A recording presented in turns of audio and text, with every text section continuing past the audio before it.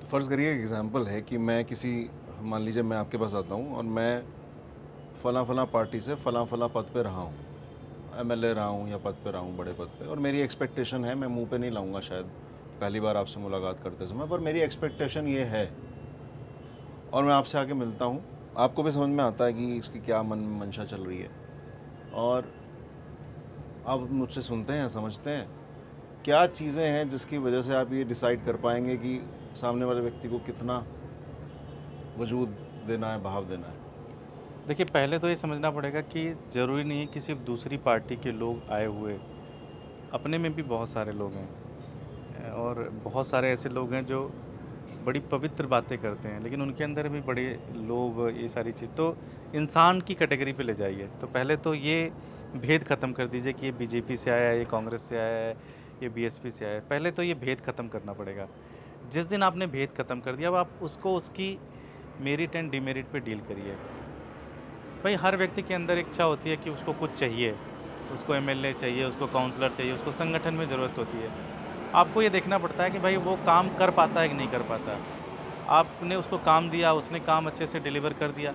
अगर काम अच्छे से डिलीवर कर दिया तो आपको उसको एप्रिशिएट करना चाहिए, वो चाहे उसके मन में धूर्तता भी हो सकती है, बहुत सारी। और मेरा अपना मानना है कि जिसके अंदर बहुत ज़्यादा धूर्तता होगी, वो बहुत दिन तक चलता नहीं है, वो एक्सपोज़ हो जाता है। एक्सपोज़ होके खुद ही बाहर हो जाता है। तो बहुत ज़्यादा एफ़र्ट मारने की ज़रूरत नहीं है, बस भगवान पे भरोसा रखिए, सब कुछ ठीक होता चला जाएगा। बहुत सारी चीज़ें अपने कंट्रोल में करने की कोशिश मत करिए, आप कंट्रोल नहीं कर सकते।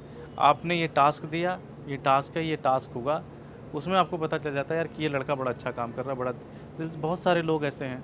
बहुत मैं जानता हूँ, एक कृष्णा जी हम लोगों के आंदोलन में होते थे और अभी भी मैं देखता हूँ बहुत काम कर वो ट्यूशन पढ़ाते थे। उनके पास एक बड़ी पुरानी सी मारुति अटेंडेड होती थी। वो आते थे और वो कुछ न कुछ विचार अपने मन में लिखते, कागज़ पेन से लिखते थे, उसकी फ़ोटो स्टेट कराते थे और फ़ोटो स्टेट करा के एक-एक व्यक्ति को वहाँ बाँटते थे कि देश कैसा होना चाहिए, समाज कैसा होना चाहिए, सारी चीज़ें कैसी होनी चाहिए।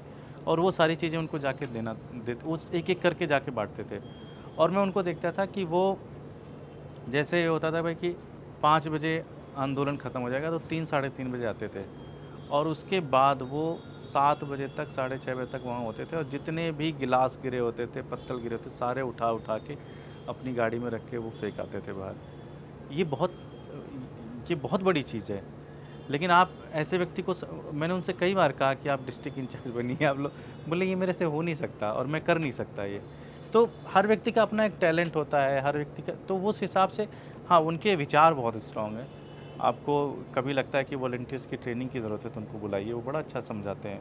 वो बड़ी अच्छी चीज़ किसी के मन में बड़े ऐसा लग रहा है कि वो बड़ा डिमोरलाइज़ है तो उनको बुलाइए, वो बड़ा मोटिवेट करते हैं। तो हर व्यक्ति का रोल अलग-अलग है।